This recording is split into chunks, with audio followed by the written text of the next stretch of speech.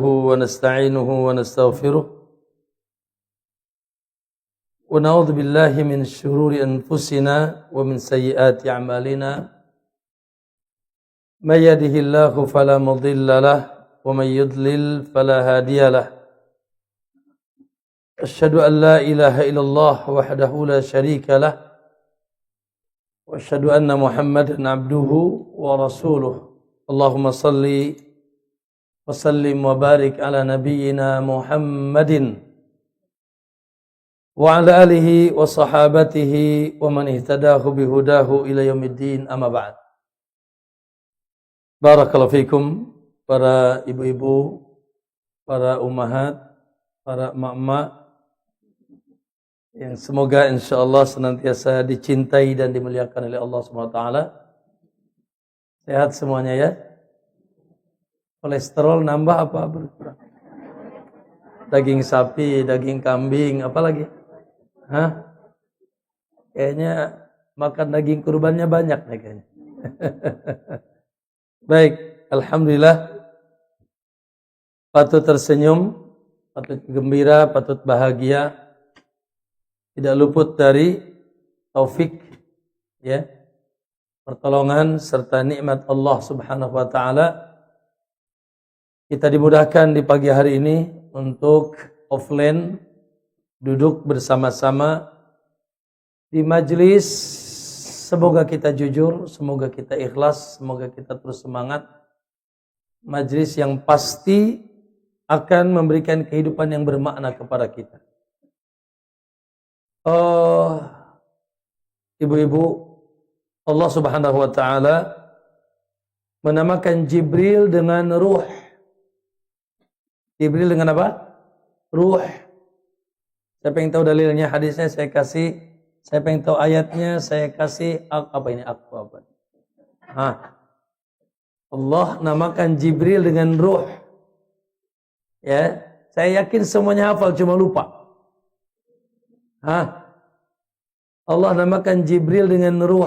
Mana ayatnya? Saya sebutkan ayatnya, pasti yang itu katanya, cuma lupa saja. Ada yang ingat? Allah namakan Jibril dengan ruh. Ya sudahlah, lupa berarti ya. Semuanya tahu, Allah katakan dalam surat Inna anzalnahu fi lailatul qadar tanazzalul malaikatu. Tuh, kan hafal semuanya. Ya. Di malam Lailatul Qadar yang diturunkan di dalamnya Al-Quran, kata Allah, pada turun seluruh malaikat dan ruh. Ruh maksudnya Jibril. Dalam ayat yang lain, ya, nazala bihi ruhul amin. Yang menurunkan Al-Quran kepada hati Rasulullah, ruh.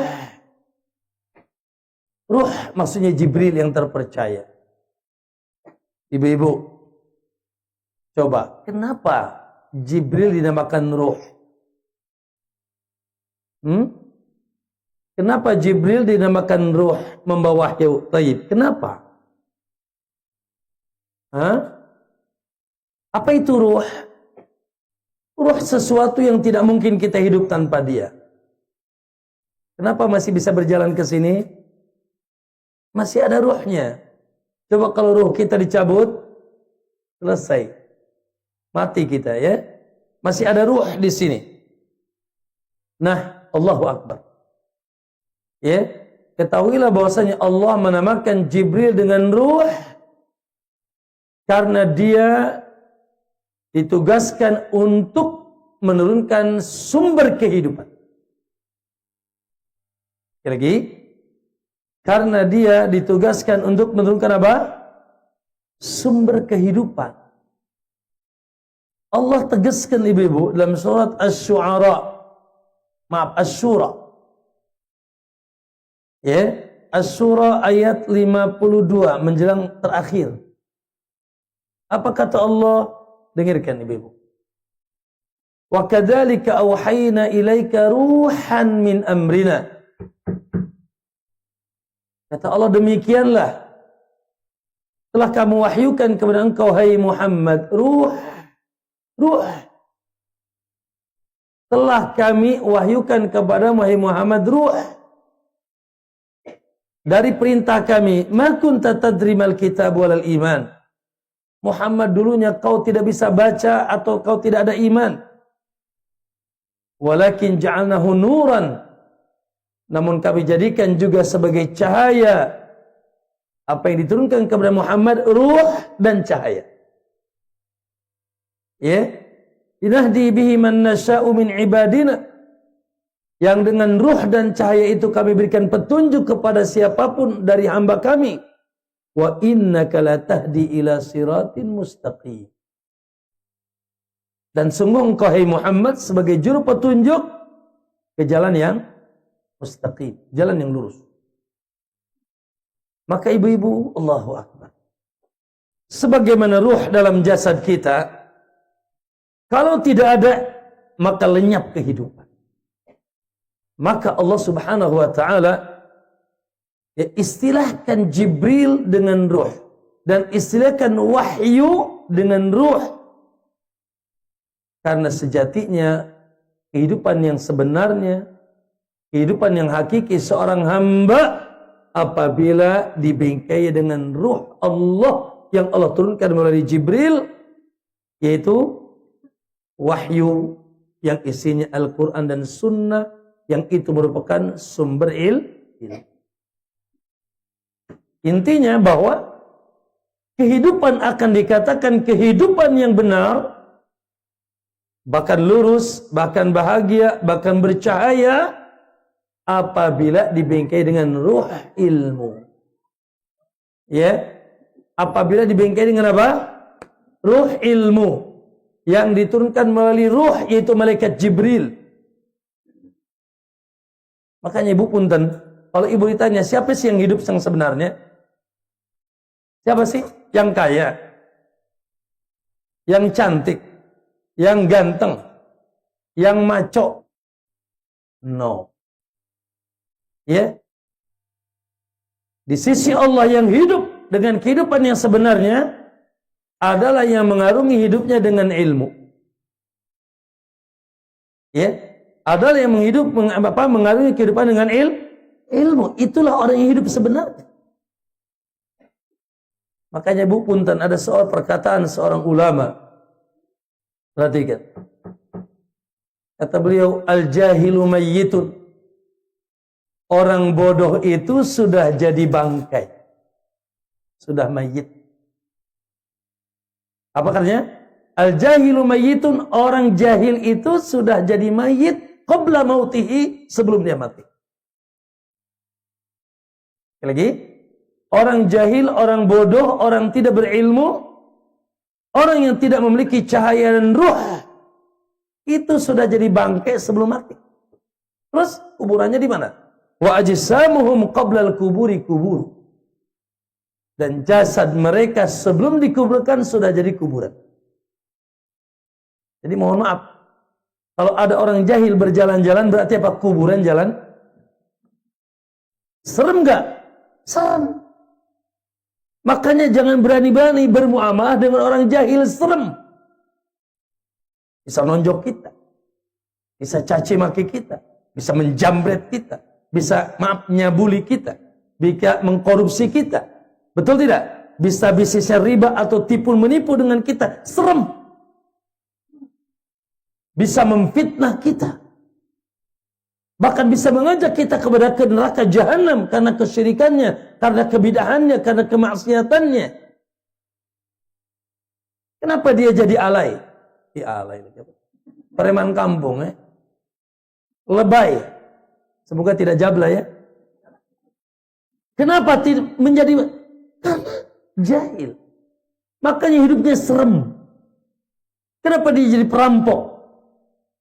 Kenapa dia jadi begal? Kenapa dia jadi cabul? Kenapa dia jadi masuk maklar judi online? Kenapa dia dan seterusnya sehingga serem kehidupannya.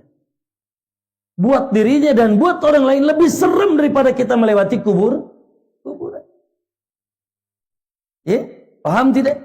Oleh karena itu subhanallah, ma'asyiral muslimin. Ketika seorang hamba dimudahkan oleh Allah untuk menuntut ilmu, sebetulnya sedang dihidupkan dengan kehidupan yang hakiki di dunia. Menjadi the best, menjadi orang hebat, orang lurus, orang bercahaya, orang yang memiliki batasan-batasan dalam kehidupan, rem.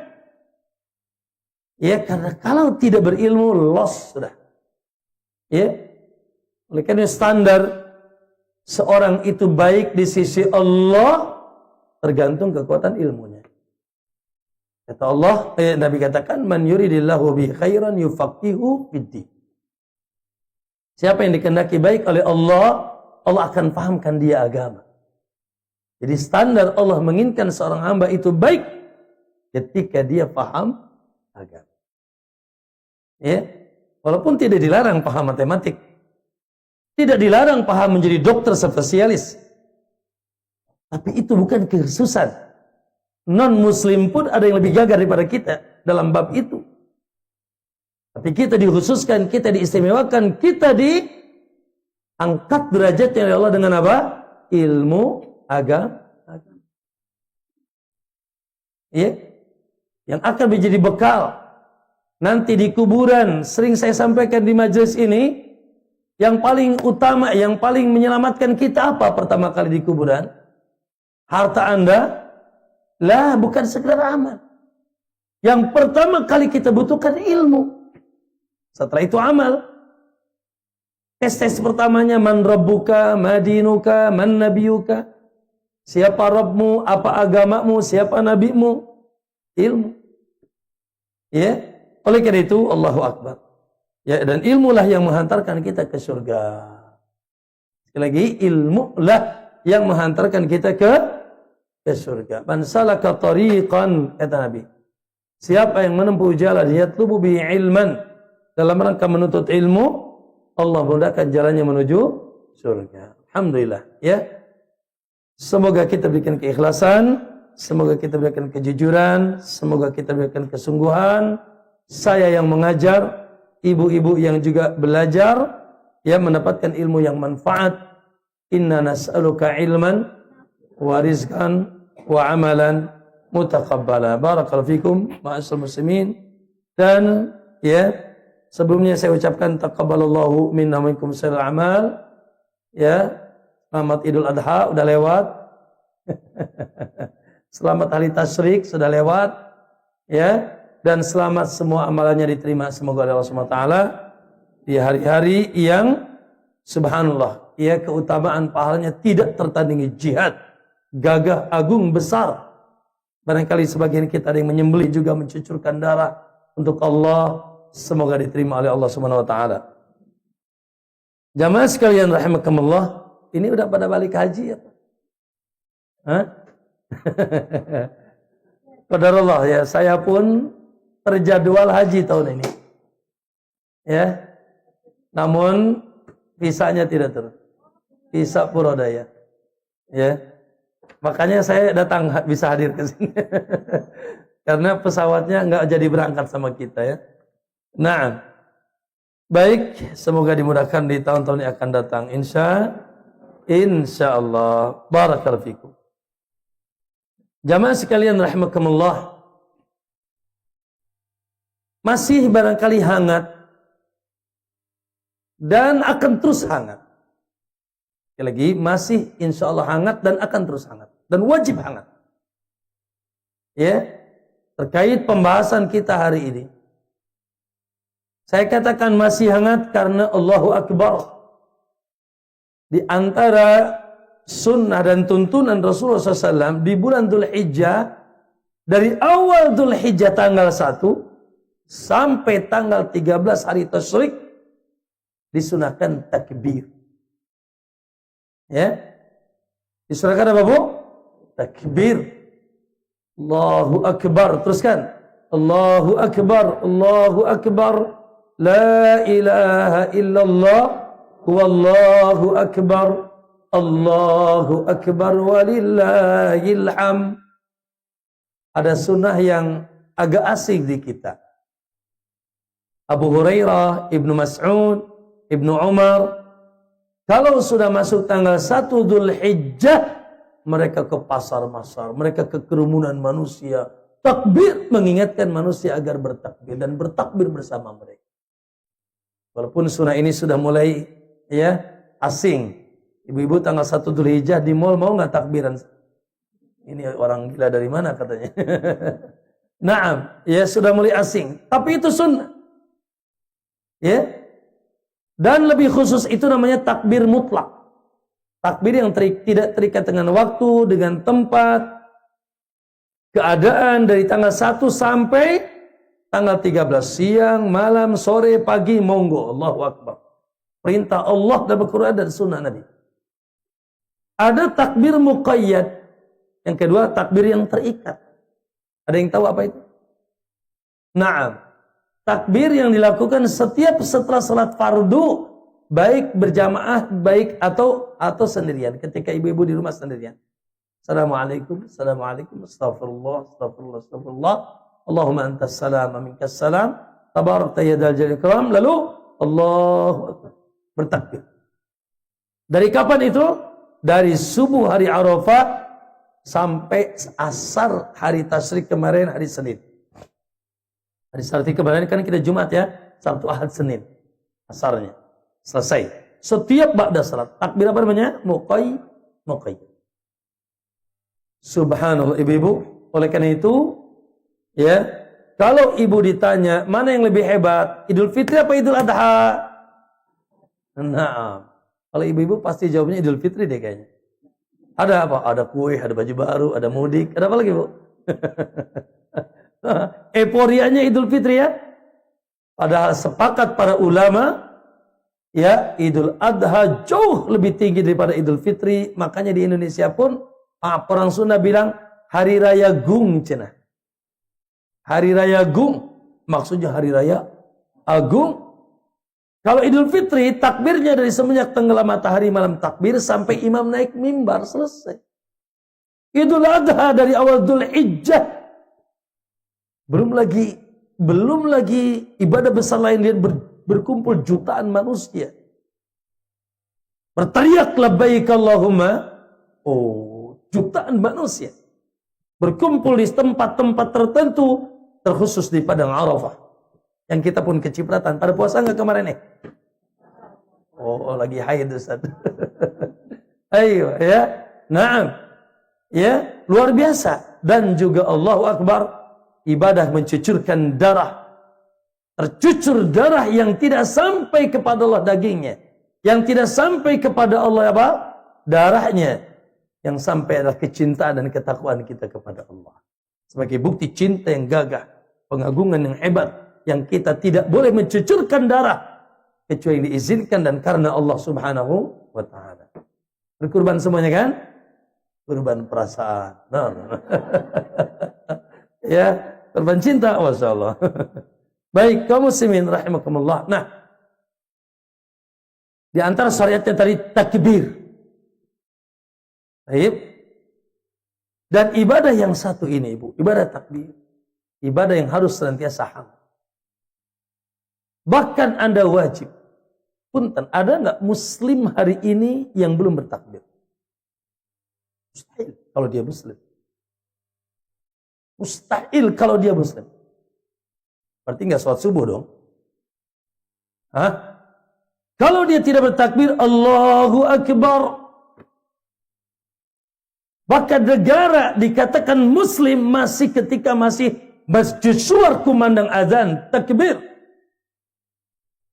Alhamdulillah, kita masih tinggal di Indonesia. Ada yang pernah ke Spanyol di sini? Andalus? Oh, 800 tahun Islam jaya di sana. Sekarang yang didengar lonceng. Saya sempat, kalau tidak salah 2 kali ke daerah sana. Ya, masuk ke Cordoba. Ya Allah, itu 600 masjid. Bahkan masjid terbesar. Masjid Cordoba.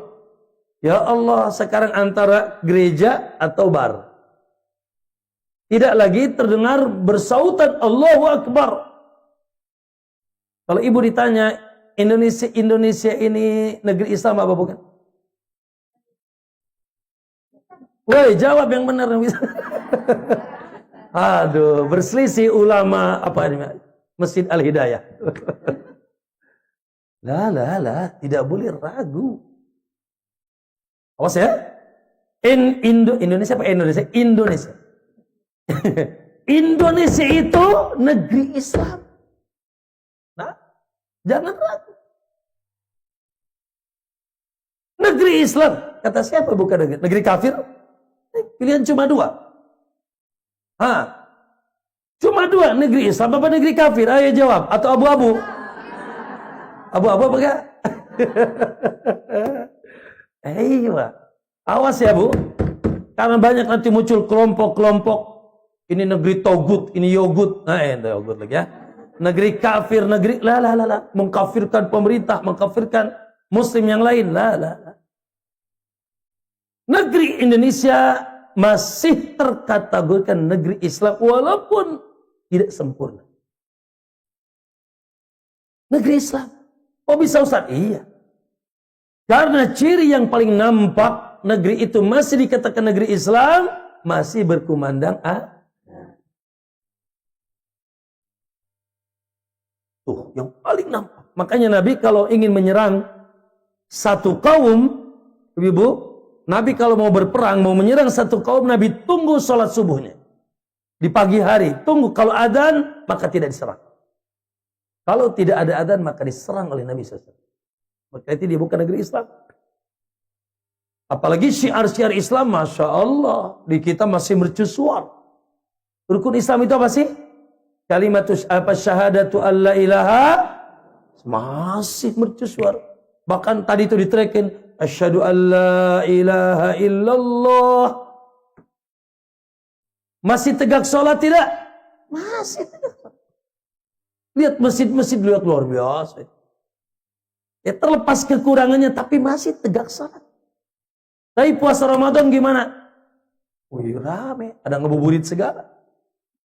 Ya, ada sahur segala, ada teriak sahur. Ngingetin sahur. Tapi haji gimana? Masya Allah, haji terbanyak seluruh dunia dari Indonesia. Maka masih negeri Islam.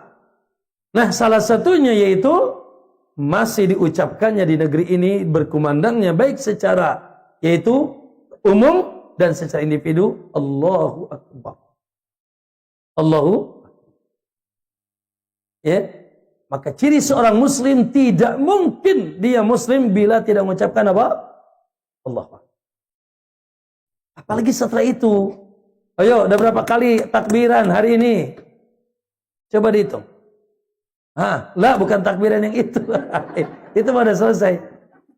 Sudah berapa kali takbir hari ini? Tentunya banyak.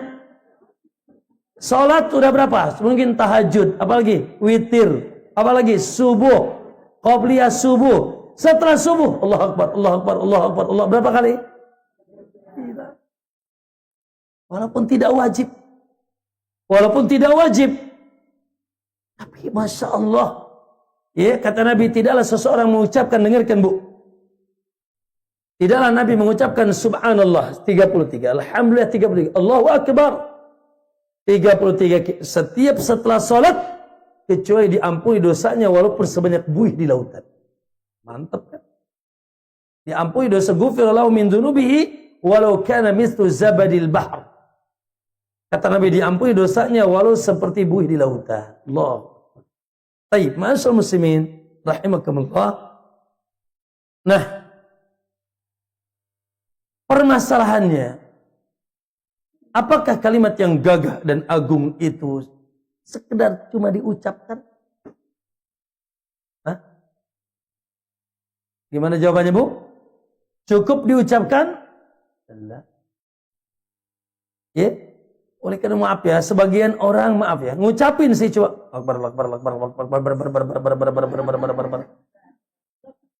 Ngapain itu? Ya. Ada lagi fenomena sebagian apa?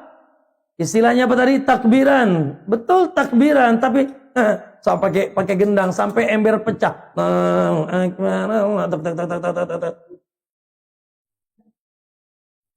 Ya.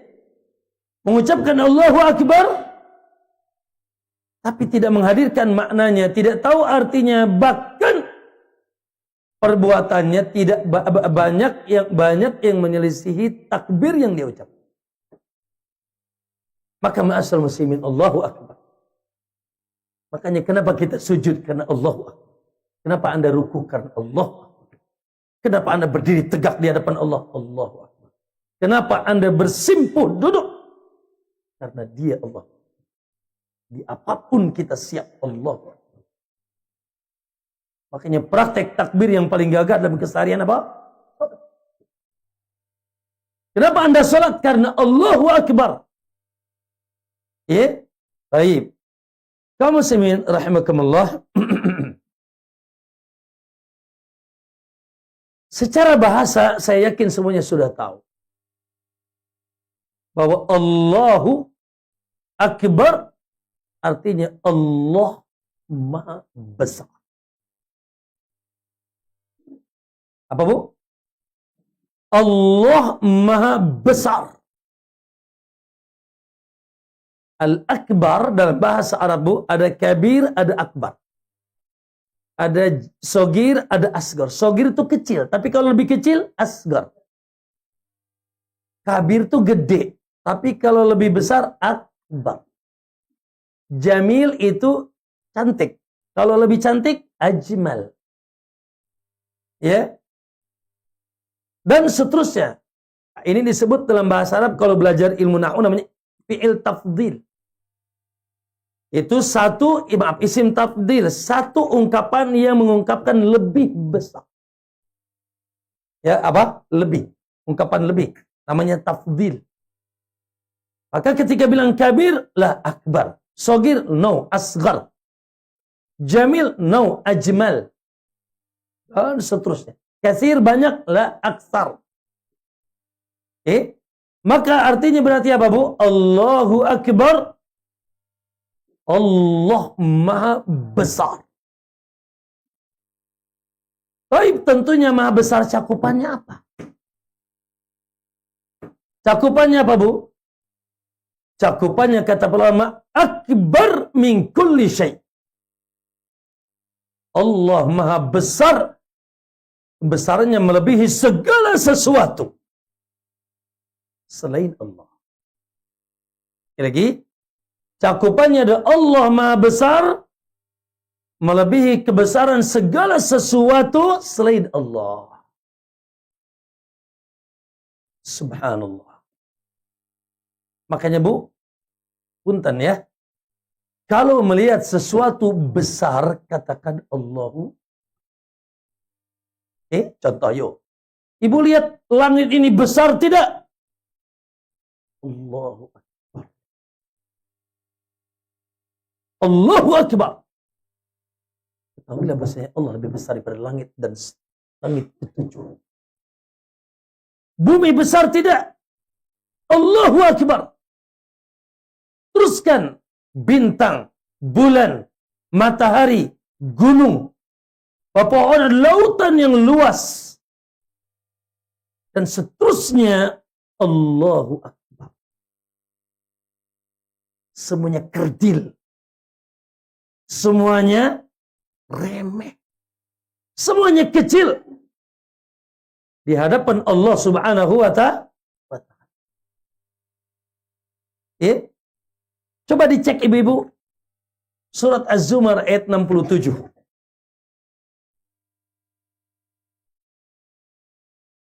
Surat Az-Zumar ayat 67. Apa kata Allah? Ketika Allah Subhanahu wa ta'ala menceritakan tentang orang-orang musyrik.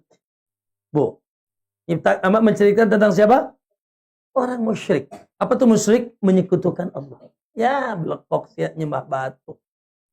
Ya, nyembah api. Ya, nyembah patung. Ya, nyembah matahari. Ya, nyembah pohon. Nyembah jin. Ya, percaya sama jimat. Percaya sama dukun. Percaya sama siapa? Nyi Roro Kidul. Percaya sama paranormal yang tidak pernah normal. Yang senantiasa ditanya ramalan-ramalan nasib. Aku jadi apa dan bagaimana ke depan. Ya percaya dengan apa? Gunung. Wih, gunung A, gunung B, gunung C, penunggu gunung. Dan seterusnya agama-agama kepercayaan. Percaya dengan Isa, dengan Uzair. Percaya dengan Jibril, nyembah Jibril, nyambat Jibril. Yang sudah pada mati. Yang mati diarepin. Yang mati disambat-sambat. Ya Syekh, ya Syekh, ya Wali, ya Wali. Datang ke kuburannya bukan doain, malah minta. Dan sebagai mediasi mereka kepada Allah. Allah bercerita tentang mereka ini. Kenapa sebabnya sih? Woi, kenapa mereka terjumus kepada kesyirikan? Kata Allah, wa ma qadarullaha haqqa qadri. Karena mereka tidak mengagungkan Allah dengan sebenar-benarnya. Tidak mengetahui keagungan Allah dengan sebenar-benarnya. Tidak mendudukkan Allah dengan kedudukannya. Kok bisa iya? Lihat. Wal ardu jami'an qabdatuhu yaumal qiyamah. Sementara bumi, Bu. Isinya apa bumi ini, Bu? Bumi, apa lagi? Gunung, apa lagi?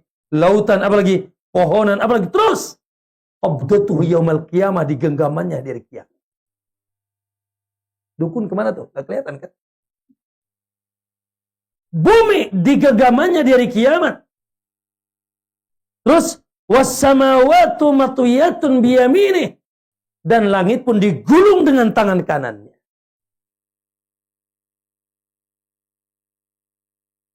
Malah nyembah matahari belekok sih ya. Malah nyembah bulan. Balihum. Malah nyembah api. Pakai lidi lagi. Pakai lidi. Belekok sih. Malah nyembah batu. Ya, cek amat. Digulung. Dari kiamat. Maka kata Allah Subhanahu wa ta'ala, maka maha suci dan maha tinggi Allah amma yusyrikun, dari apa yang mereka sekutukan. Makanya orang yang menyekutukan Allah itu tidak berakal. Ya. Ma'asyiral muslimin rahimakumullah. Besaran Allah melebihi segala sesuatu. Ya. Makanya lihat Pak Bu di dalam ya surat Al-Isra di akhir. Wa qulil hamdulillah. Katakanlah oleh kalian alhamdulillah. Alhamdulillah. Karena semua kebesaran, semua pujian, semua nikmat, semua apapun dari kebaikan yang kita miliki dari siapa? Jangan somse dong. Allah. Wa qulil hamdulillah. Alladzi lam yattakhidh walada. Zat yang tidak pernah memiliki anak. Cek amat. Ya. Sampai Allah dibilang punya anak. Siapa istrinya itu ya? Atau siapa suaminya? Yang tidak pernah memiliki anak. Walam yakul lahun syarikun fil mulk. Dan tidak ada yang menyertai dia dalam merajai dan menciptakan seluruh alam semesta ini. Walam yakul lahu syarikun. Makanya Allah katakan Allahu la ilaha illa huwa al-hayyu al-qayyum. Apa arti al-qayyum? Berdiri sendiri. Enggak kayak kita berdirinya bareng-bareng. Berdiri sendiri. Ya. Lam yattaid lahu wa lam yakul lahu syarikun fi wa lam yakul lahu waliyyun minadh-dhull. Dan zat yang tidak butuh penolong karena kelemahannya. La. Ibu jaga suami satu, capek nggak Bu? Sama anak-anak, sama rumah dua, capek nggak? Capek, makanya butuh pembantu kan? Siapa yang nggak punya pembantu, angkat tangan di sini. Wih hebat. Tapi itu pun suka marah sama suami. Karena capek ya. Iya, kebatai kamu punya pembantu, termasuk saya mungkin ada pembantu. Tapi Allah wala yauduhu hifdhuhuma. Tidak membuat Allah letih menjaga langit dan bumi dan seisinya ini. Bahkan dia la ta'khudhuhu sinatun wala, dia enggak pernah ngantuk. Ibu memang ngaji juga ngantuk. Dia nggak pernah ngantuk, nggak pernah tidur. dan tidak pernah letih dia menjaga langit dan bumi ini. Wa huwal aliyul azim, dan dia maha tinggi dan maha besar. Subhanahu wa ta'ala. Maka kata Allah, wa kabbirhu takbira, maka besarkanlah Allah.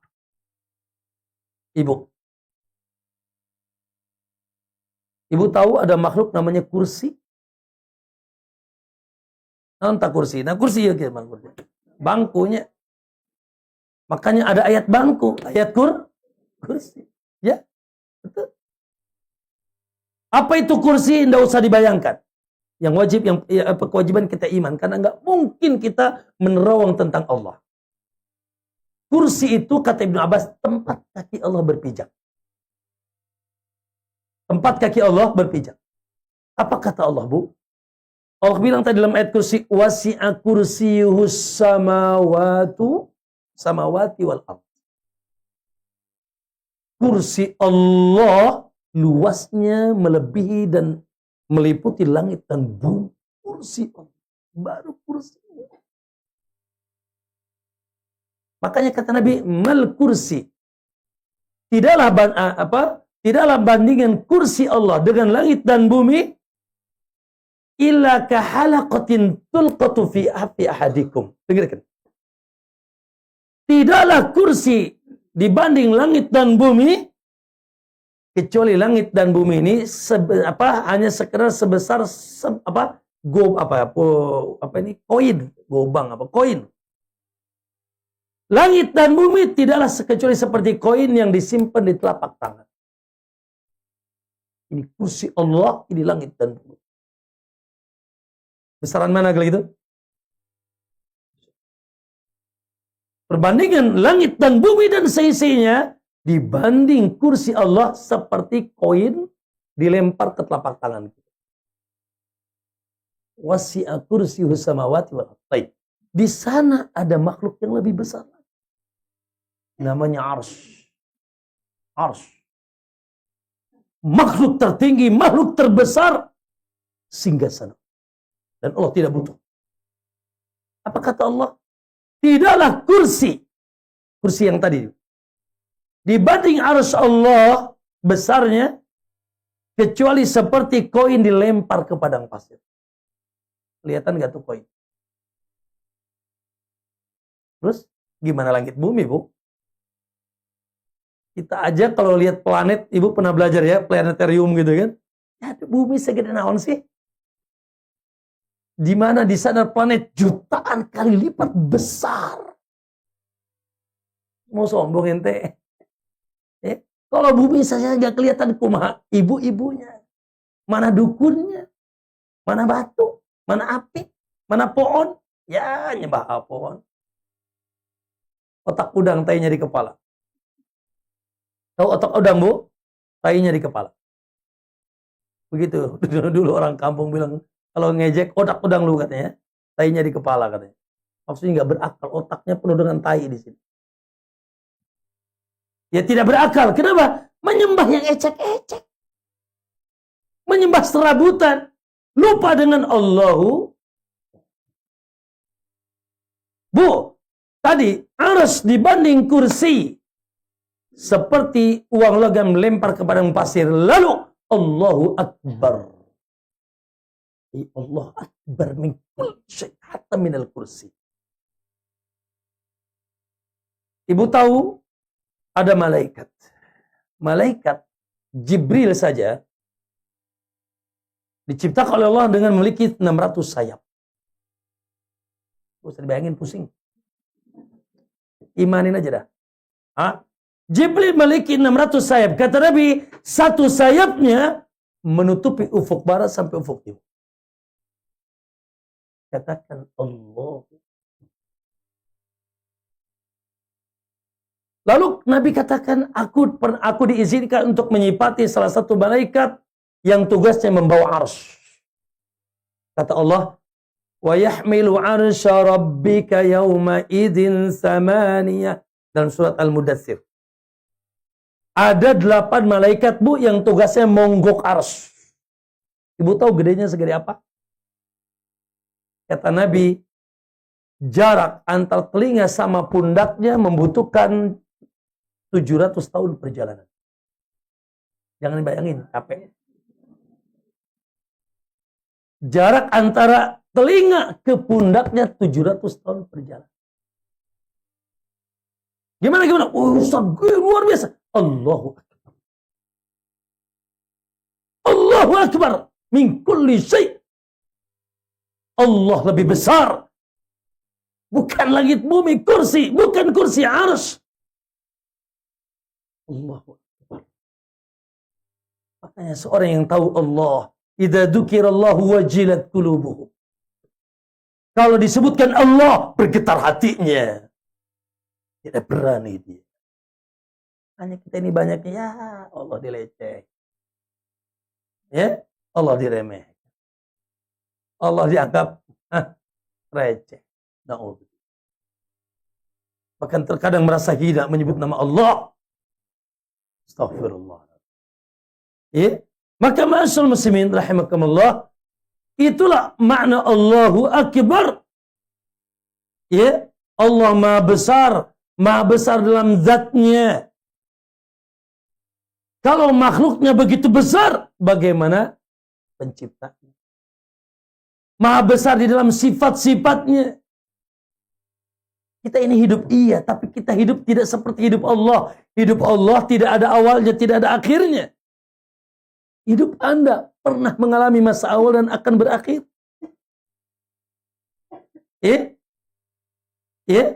Dalam sifatnya, dalam nama-namanya, Masya Allah, Rahmanur Rahimul Malik, Al-Qudus, As-Salamul Mu'minul Muhaimin, Allah.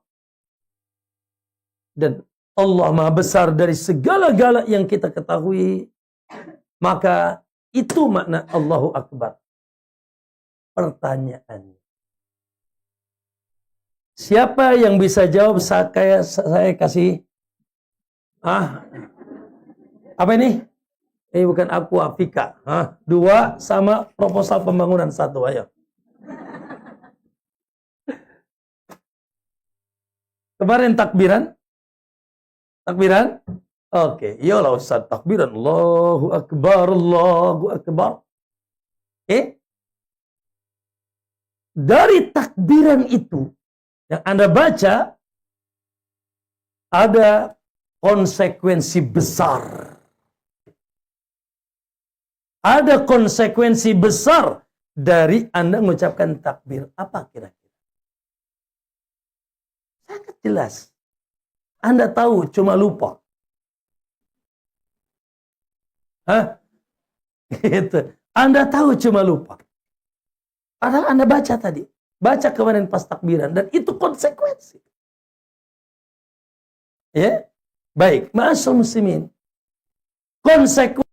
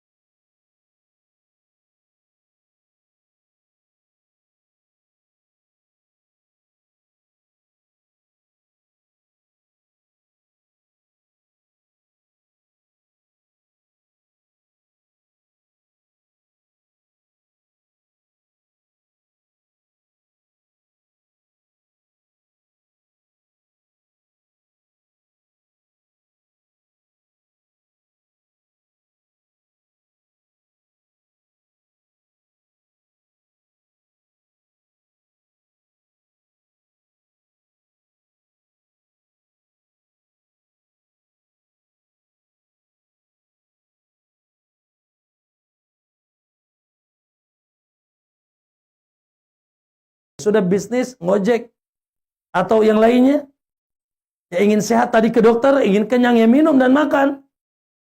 Ya, itu mah hal yang biasa dan sebab yang diizinkan. Tapi kalau ada keyakinan, bahkan minum obat pun bisa bahaya, nggak boleh. Kalau Anda mengatakan, tadi malam kalau nggak ada bodrek, mati aku. No. Kalau tadi malam nggak ada satpam, waduh selesai, habis uang. Kalau tidak ada satpam, katakan Alhamdulillah. Dengan izin Allah, sebab satpam ibu maling tidak. Alhamdulillah dengan izin Allah, minum bodrek agak sehatan dikit. Kalau nggak ada bodrek, luar biasa. Lah, tidak boleh kita berlebihan. Ya, maka ibu sekalian Allah, Allahu Akbar. Jadi, ya, konsekuensi takbir yang paling tinggi la ilaha illallah.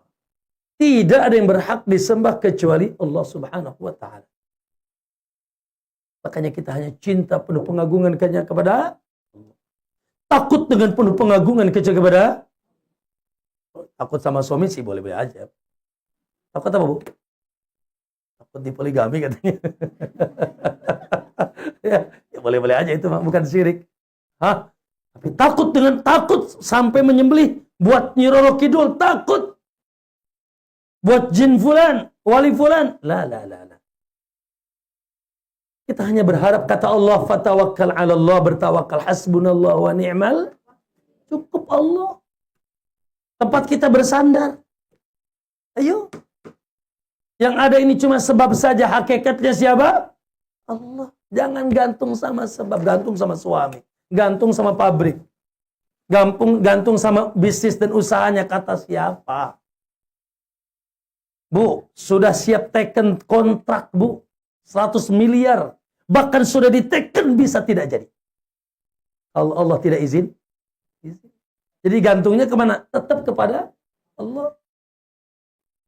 Cintanya, pengagungannya. Dan terlebih dari itu pun, kita pun, Bu, kalau bisa semua amalan kita, usahakan karena Allah. Kul, katakan Muhammad, inna salati wa nusuki, terus. Bahkan secara, yaitu universal, wa mahyaya, dan bahkan kesudahan kita, wa mamati. Ayo. Jadikan itu spirit kita. Jadikan itu prinsip kita. Jadikan seluruh hidup pikuk kita karena Allah. Tadi bikin sarapan karena siapa? Nah, kalau sekedar karena suami ya sudah dapat pujian. Dapat nanti di akhir bulan apa uang saku. Belanja. Tapi di hadapan Allah nggak ada apa-apanya. Kita kesini ngaji karena siapa? Kita datang kajian karena siapa? Kita buka bisnis karena siapa? Kita pergi ke kantor karena siapa? Kalau menghadirkan Allah, karena begitu hebat pengagungan kita, karena tidak ada yang kasih rizki, tidak ada yang kasih pahala, tidak ada yang kasih keberkahan kecuali siapa? Dan tidak ada hakikatnya yang membahagiakan kita di dunia, dan tidak ada yang bisa menyeberangkan kita ke surga kecuali siapa? Jadikan Allah spirit kita. Nanti semangat hidup ini. Jadi orang yang menjadikan Allah sebagai spiritnya, insya Allah semangat. Apapun tantangannya, gaskeun. Tetap semangat. Maka ma'asyarul muslimin, itu konsekuensi pertama. Makanya tadi, ya, ayat yang tadi bahwa Allah tidak memiliki anak, Allah tidak memiliki sekutu, Allah tidak memiliki penolong. Dalam surat apa tadi? Al-Isra ayat 111. Allah tidak punya anak, Allah tidak punya sekutu, Allah tidak punya penolong. Lalu kata Allah, wa kabbirhu takbira. Di ujung ayatnya, besarkanlah kau begitu siapa Allah. Hadirkan maknanya, Bu. Ya. Dan ini tadi itu ya. Jangan melihat yang besar lalu kita lupa Allahu Akbar.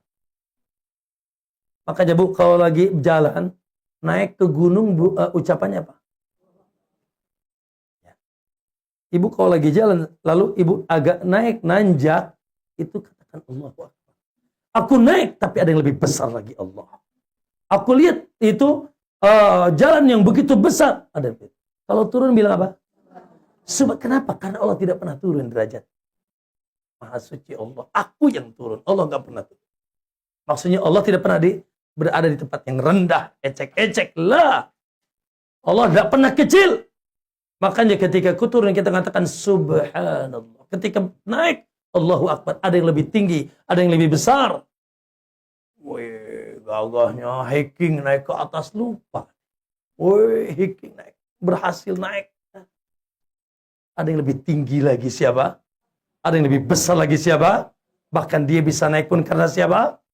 Allah. Apa yang disombongkan? Itu konsekuensi pertama, ibu-ibu. Konsekuensi kedua, nah ini penting nih buat kita nih. Konsekuensi kedua, yaitu dari perkataan Allahu Akbar. Ya. Dari perkataan Allahu Akbar yang Anda sudah pahami tadi, akbar min kulli syai'. Saya ingin tanya, berarti Anda besar apa kecil? Ya Allah. Dibanding gunung aja Anda berapa sih? Ketimpa tangga aja mati. Ya, dibanding gunung, dibanding apa? Langit dan bumi, apalagi dibanding arsy, apalagi dibanding kursi sebelumnya arsy, jin, malaikat, ente. Tapi subhanallah, manusia justru zaluman jahula, banyak yang sombong. Maka konsekuensi dari mengucapkan Allahu Akbar adalah kita menyadari diri bahwa saat kita itu kerdil, kecil, lemah. Sehingga tidak patut somse. Tidak patut apa, Bu? Sombong. Aku, adikku. Aku. Saya. Sombong, ujub. Merasa paling besar, paling gagah. Nah, makanya Bu, hati-hati.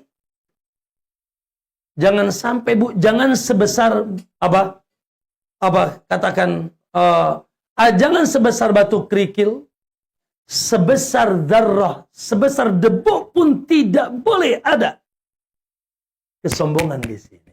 Kata Nabi apa? La yadkhulul jannah. Tidak akan masuk surga. Man kana fi qalbihi, siapa yang dalam hatinya, fi qalbihi, dalam qalbunya, misqala dzarratin. Walaupun sebesar itu zarrah debu, min kibr, dari kesombongan. Tidak akan masuk. Gak akan masuk surga, kata Nabi. Walaupun cuma sebesar darah, bila ada di hatinya dari kesombongan. Waduh. Lalu para sahabat merasa ketakutan, Bu. Ketika mendengar hadis ini, Rasul gimana dong? Sebagian kami sendalnya bagus, bajunya bagus, mobilnya mewah, rumahnya Masya Allah, ya, megah, usahanya maju. La, kata. Innallaha jamil yuhibbul jamal. Allah maha indah, maha bagus. Allah suka yang bagus. Tidak dilarang. Nggak pakai apa? Apa? Hermes apa Hermes? Ayo. Nggak apa-apa. Itu kelasnya. Ya. Ini klaster, ini klasteri. Nggak apa-apa. Bahkan Allah suka. Jangan pelit nih. Ya sudah bisa beli baju baru, ya Allah compang-camping. Sudah bisa beli rumah, ngontrak. Sudah beli semobil, ya Allah ngojek. Itu bakhil, mereges, itu pelit. Lah, Allah ingin nampak pengaruh nikmat-nikmat Allah pada hambanya. Tidak mengapa. Ya. Jadi Nabi Allah tidak melarang seseorang yaitu menikmati nikmat-nikmat Allah yang ada padanya. Dulu mungkin kelasnya masih kelas, ya apa tadi? Tasnya tas apa kemarin? Tas apa? Tas injuk. Sekarang tasnya tas Masya Allah. Oke. Dulu mungkin ya kelas Avanza lah dulu misalnya. Sekarang sudah Lexus atau yang lebih dari itu. Hambur-hambur gini. Apa tadi? Mobil hambur-hambur gini. Misalkan. Ya. Dulu musikin rumahnya, ya Allah, ngontrak bocor. Sekarang, sudah mewah, is okay. Tidak ada masalah itu. Tetapi jauhi dua. Kibr yang dimaksud kata Nabi, ya, al-kibru, sombong yang menghalangi seorang bisa masuk surga. Dua. Satu, batarul haq, menolak kebenaran, sombong. Menolak itu kebenaran, baik berupa perintah, dia langgar. Baik berupa larangan, malah dia tabrak. Atau keimanan, malah dia dustakan. Menolak kebenaran. Sudah datang kebenaran. Ini syirik, tidak boleh masuk syirik. Ini tauhid, malah tidak dijalankan. Ini sunnah, lakukan tuntunan Nabi, malah tetap aja bid'ah. Ini ketaatan. Ini perintah. Salat 5 waktu, puasa, zakat, haji, bakti dengan orang tua, menutup aurat dengan sempurna dan seterusnya. Tetap baik.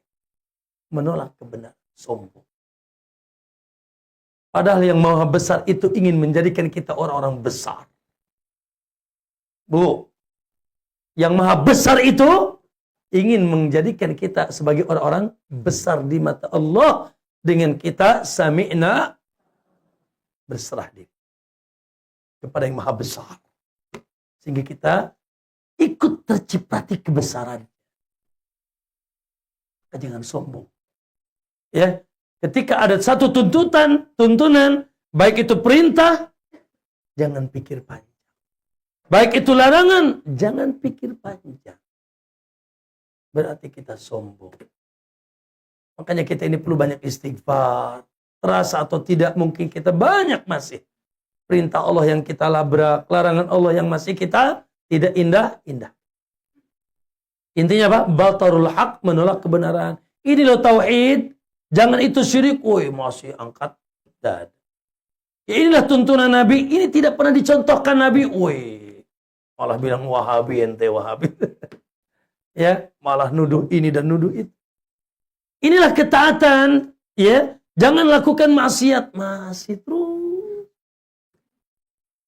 Dan sombong ini, yang ini ada dua, Bu. Menolak kebenaran ada dua. Kalau dia penolakannya, dia masih tahu itu sebuah kewajiban atau itu larangan, dia yakin, lalu dia tinggalkan atau dia lakukan, ini sekedar dosa besar. Contoh misalkan ada orang, Bu punten, dia tidak sholat. Dia tahu sholat itu wajib. Tahu banget. Tapi nggak sholat. Maka tidak sampai kafir. Namun dia terjerumus kepada dosa besar. Tapi kalau sombong, ngapain sholat? Ya, yang sholat aja miskin.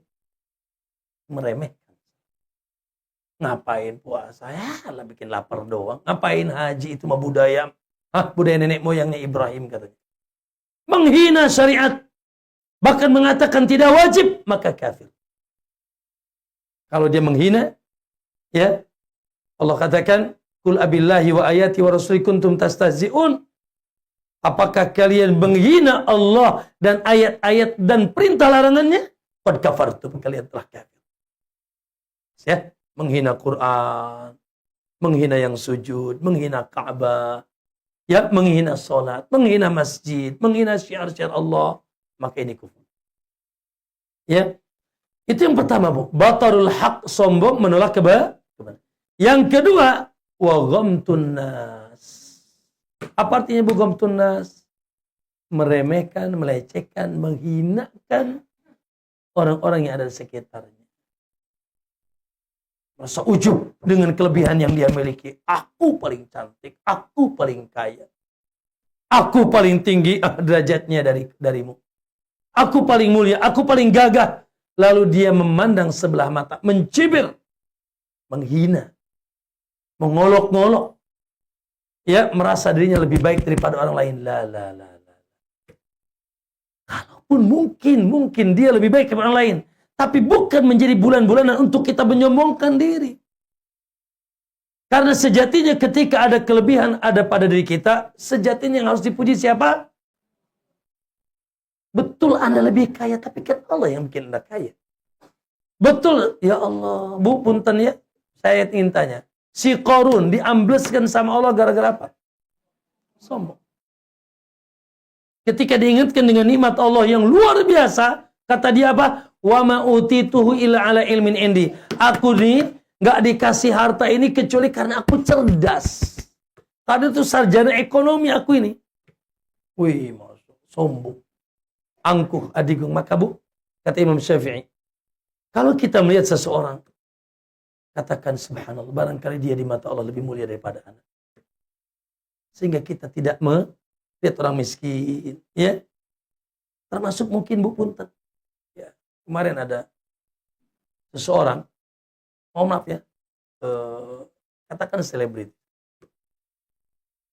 Dia sedang diwukuf di Arafah, dia sedang menangis. Ketika mungkin di negerinya, mungkin orang-orang yang soleh, kadang-kadang muncul rasa cibirnya, maksiat terus tiap hari, goyang dan seterusnya. Kemarin dia menangis di Arafah. Ya, barangkali dia di mata Allah tidak tahu siapa yang lebih baik. Walaupun keburukannya jangan dicontoh. Keburukannya jangan dicontoh. Kemaksiatnya jangan diikuti. Tapi sampai mengatakan dia neraka, mau ke surga. Ya, kita hina aku yang lebih soleh. Ya, kita menganggap diri kita lebih suci daripada belum tahu, belum tentu. Fala tuzaku anfusakum. Jangan suka, yaitu kita merasa sok suci sendiri. Allah lebih tahu siapa yang paling suci. Barangkali dia di sisi Allah lebih mulia. Wallahu a'lam. Kita tidak tahu. Ya, maka ma'asyiral muslimin, ya sifat ujub, sifat takabur, sifat merasa diri lebih A, lebih B, lebih C, sehingga kita angkat dada, ya, naam, kita sombong di hadapan manusia, maka itu berarti dia salah atau belum sempurna mengucapkan Allahu Akbar. Maka sekali lagi, konsekuensi Allahu Akbar ada berapa tadi? Ada dua. Satu, tauhid. Tidak ada yang berhak disembah kecuali Allah. Disujudi, diminta, disambat, ditawakalkan. Diserahkan segala urusan kita. Makanya kita ini hidup akan tenang, Bu. Kalau urusan kita diserahkan ke Maha yang kaya. Ke Maha yang Maha kuat. Allah subhanahu. Setelah kumaha Allah baik. Kumaha cek Allah baik. Gimana Allah saja. Aku hanya sebatas usaha. Aku sebatas kasab. Aku sebatas mencari. Ya, adapun akhir kesudahannya Allah. Gimana Allah saja. Sehingga ketika dapat nikmat dia bersyukur. Dan ketika dia mendapatkan apa yang tidak inginkan, musibah, dia pun katakan qadar Allah. Sabar, dan dia berbaik sangka dengan siapa? Pengaturnya yang tidak pernah zalim, tidak pernah salah, yang tidak pernah bodoh, yang sangat bijak, bahkan sayang dengan kita. Alhamdulillah ala kulli hal. Dalam keadaan, semua keadaan kita muji Allah. Yang kedua, konsekuensinya apa tadi? Tidak dan sombong maknanya dua apa tadi? Menolak kebenaran. Angkuh, adigung. Seakan-akan dia besar, gagah, hebat. Padahal Allahu Akbar. Perintahnya, ya Allah, untuk kemaslahatan kita. Allah ketika memerintahkan sesuatu untuk maslahat kita. Allah ketika melarang sesuatu untuk madarat kita. Lalu ketika kita langgar, emang ente berani ngadepin Allah? Bu, ketika ibu melanggar, membantah, emang berani? Ya, ngadepin mobil bis aja nggak berani, ketabrak. Gimana ngadepin Allah yang besar? Allah tinggal hancur kita. Lalu kita sok berani. Lah, yang kedua itu tidak sombong kepada sesama dengan kelebihan-kelebihan yang kita miliki. Barakallahu fikum. Baik, ya. Tadi katanya sampai jam 11 kurang 20 menit. Ya, siapa yang ingin bertanya? Falyatafaddal. Ya, silakan. Bismillah.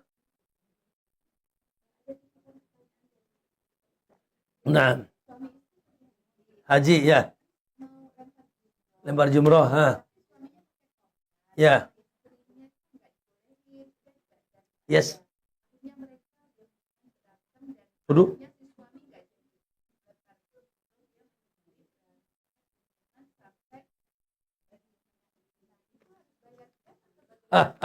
Pertanyaan bagus. Lempar jumroh sama suaminya pakai tongkat, lalu kata isinya udah Ya, aku badali saja. Oke. Pertama, sejatinya baiknya suami istri asasnya musyawarah. Oke. Mungkin maksud istrinya baik. Kasihan dalam keadaan dalam keadaan apa? Mungkin maksud istrinya baik. Mungkin kasihan dalam keadaan apa? Berdesakan. Ya, jutaan manusia sementara suaminya pakai nongkat mungkin. Tapi suaminya juga maksudnya baik. Ngapain ibadahin? Aku juga kuat kok. Kan gitu. Maka sejatinya satu sama lain, apalagi suami istri, apalagi di tanah suci, asasnya musyawarah, saling berbaik sangka. Dengan bahasa yang indah, Mas. Gimana? Kuat? Siap? Oh, siap, kuat. Walaupun kamu harus gendong aku. Waduh. Walaupun kamu harus nuntun aku gitu ya. Ya sudah, bismillah. Tapi kalau suaminya, Mas, gimana? Kuat dulu, kayaknya nggak kuat deh, apalagi berjubulan gini. Ya sudah, aku badalkan ya. It's okay. Kan itu lebih indah. Ya. Istri pengen nolong, tapi nolongnya maksa. Yang ditolong juga merasa direndahkan. Mentang-mentang aku pincang misalkan. Mentang-mentang aku pakai tongkat, lalu kau bilang aku badalkan. Akhirnya terjadi yang tadi. Oke, maka tidak ada kecuali mereka beristighfar, minta ampun sama Allah dan berdamai. Ya, berdamai, berbaik sangka.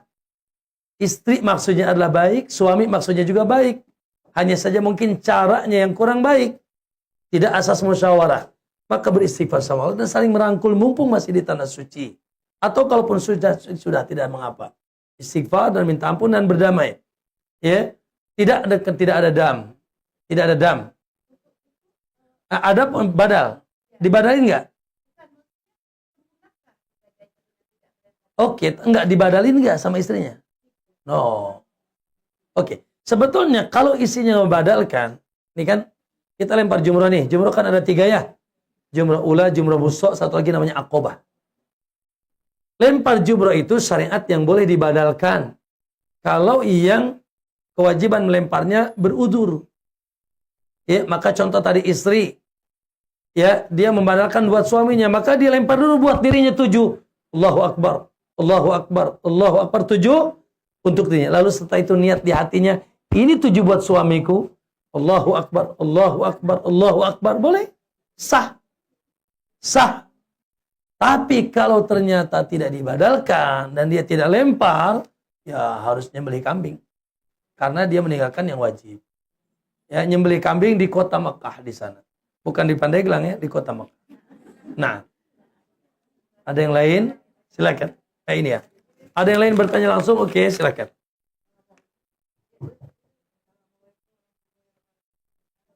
Salam terlalu. Amin, amin. Amin dan sama-sama insyaallah. Nah.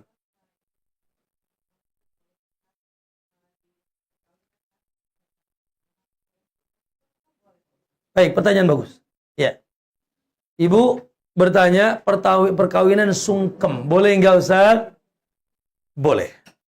Itu sebagai bentuk budaya, nanti dulu belum selesai. Itu sebagai bentuk budaya penghormatan. Tapi caranya harus benar. Kalau sungkemnya sampai sujud haram. Tapi kalau sungkemnya, maaf ya, saya dudukkan gini, lalu ibu duduk di sini, depan ayahnya, lalu minta maaf, itu boleh.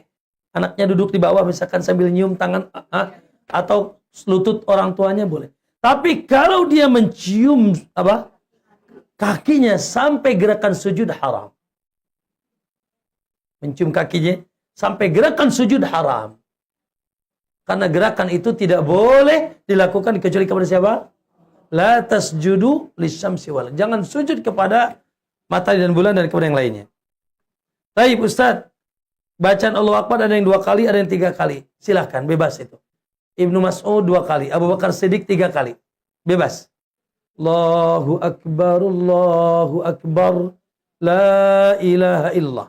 Atau Allahu Akbar, Allahu Akbar, la ilaha illallah. Jadi bebas.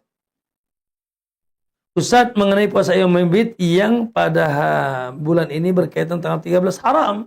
Tidak boleh. Betul. Ayyamul Bid itu 13, 14, 19. 13 bulan Dzulhijjah itu ayam tasyriq. Hari-hari tasyrik haram. Untuk kita berpuasa. Kata Nabi, hari tasyrik itu hari makan dan minum dan zikir. Ada yang lain? Tidak ada ya? Ayo silakan. Di belakang. Waalaikumsalam. Ya. Mic-nya kelihatan. Sebentar Bu, nggak kedengeran.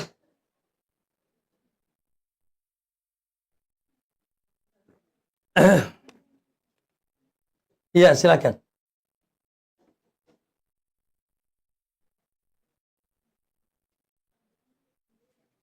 Di on dulu. Ya.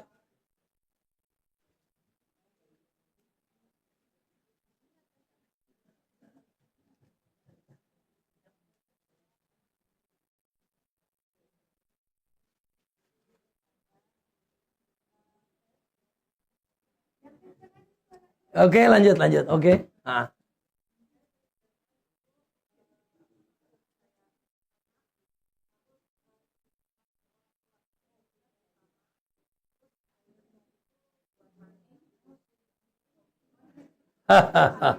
Pertanyaan bagus. Oke. Betul, hadisnya betul, sahih. Al-jannatu tahta aqdamil ummahat. Surga itu di bawah telapak kaki ibu. It's okay. Betul hadisnya, dengar dulu ya. Hadisnya betul. Tapi praktek dan maksud makna dari hadis itu bukan berarti nyuci kaki ibu. Atau mencium kaki ibu. Tidak. Ya. Tapi boleh saja sih, misalkan ibu lagi berbaring, sakit, lalu kita cium keningnya, cium tangannya, cium kakinya, nggak apa-apa. Tapi kalau dia sampai sujud, atau tadi, ya Allah itu kaki ibu, ya keongan, apalagi kurapan gitu, kudisan gitu kan. Lalu kita cuci diminum, waduh. Lah, bukan begitu praktek. Apa maksud daripada hadis tersebut? Maksud dari hadis tersebut adalah kewajiban bakti dan cari ridho. Kewajiban bakti dan cari ridho. Haramnya durhaka. Maka bukan makna letterlek yang dimaksud. La. Tidak pernah ada cerita sahabat mencuci kaki ibunya. Ya? Tidak ada pernah cerita sahabat mencuci kaki lalu diminum, lalu dimandi. La. Bukan begitu. Andai kata baik nih saya Rasul dan sahabatnya mencontohkan. Tidak pernah cerita Abu Bakar mencuci kaki ibunya, Umar juga sama, tidak ada cerita itu. Ya, maka ini yaitu lebay. Sikap berlebay. Lah. Maksudnya adalah wajibnya bakti dan wajibnya mencari ridha. Paham ya? Naam, ada yang lain cukup? Silakan terakhir ya. Naam.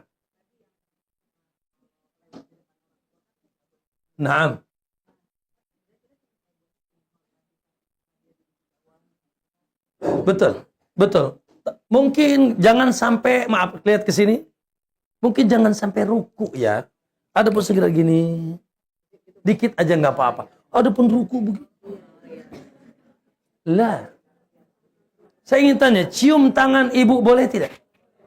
Silakan. Itu budaya penghormatan di kita, cium tangan boleh. Ibu-ibu cium tangan sama saya boleh tidak? Loh, saya ustad loh. Lah, haram.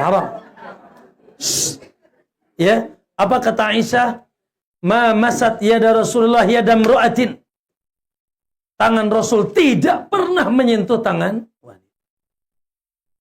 Dan Nabi tidak membaiat. Kalau Nabi baiat dengan laki-laki berbaiat, lapaknya. Kata Nabi tidak pernah membaiat wanita kecuali dengan suaranya. Baiat dengan suara. Jangan mentang-mentang kiai ini ya. Jangan mentang-mentang ustadz, guru. La haram, tidak boleh. Tetapi itu bukan mahram. Kata Nabi, sungguh kepalaku, tanganku ditusuk dengan besi panas.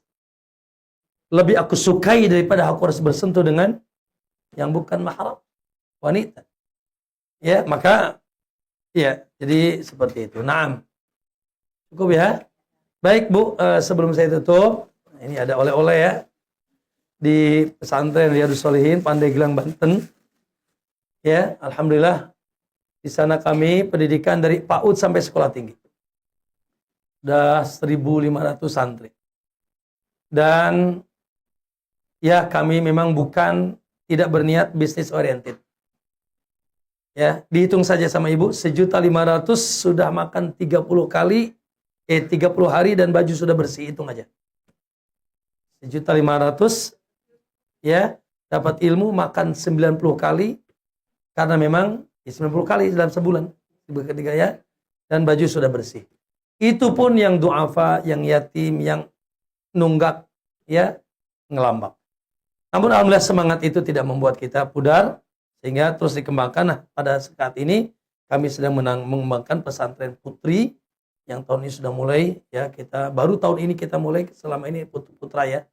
Nah, ini baru selesai pembangunan asrama dan belum punya kelas. Ya, maka kami sedang membangun kelas.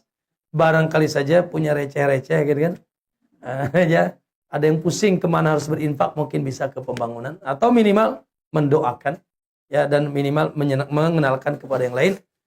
Mungkin bisa dibagikan ya kalau barangkali ya. Ada yang bentuk proposal, ada yang mau bentuk proposal atau saya titip? Ya. Ini saya titip Bu Nur satu ya. Ya. Barakallahu fikum. Baik. Iya, itu ada nomor saya di situ ya. Kalau ada yang komunikasi bilangnya pengajian Al-Hidayah ya. Biar saya tahu dari mana ya. Nurul Hidayah, maaf, Nurul Hidayah.